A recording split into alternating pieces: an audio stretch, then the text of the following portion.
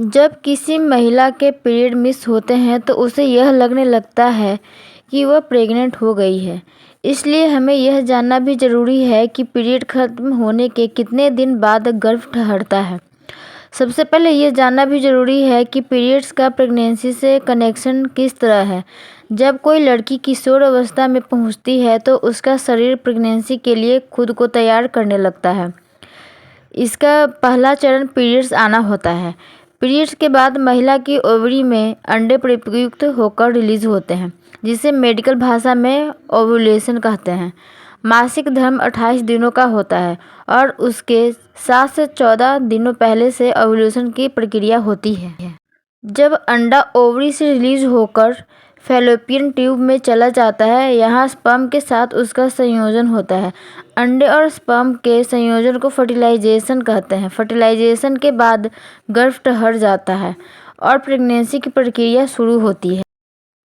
Fallopian tube में अंडा लगभग 24 घंटा और स्पर्म 5 से 7 दिनों तक जीवित रहता है।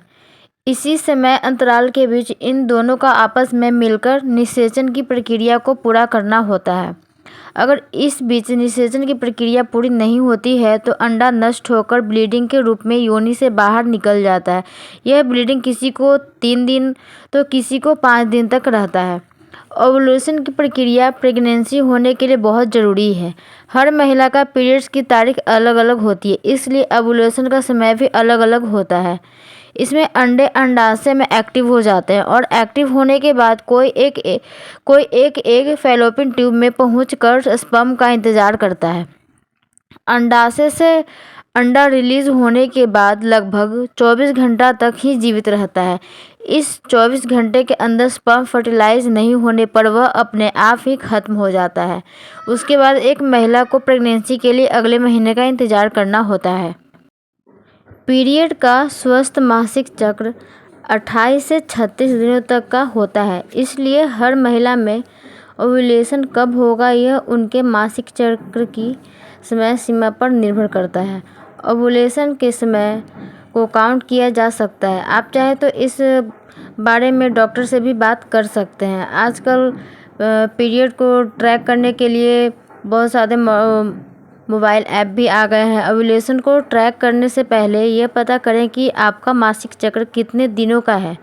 ओव्यूलेशन पीरियड के पहले दिन से लेकर 2 हफ्ते पहले तक कभी भी हो सकता है।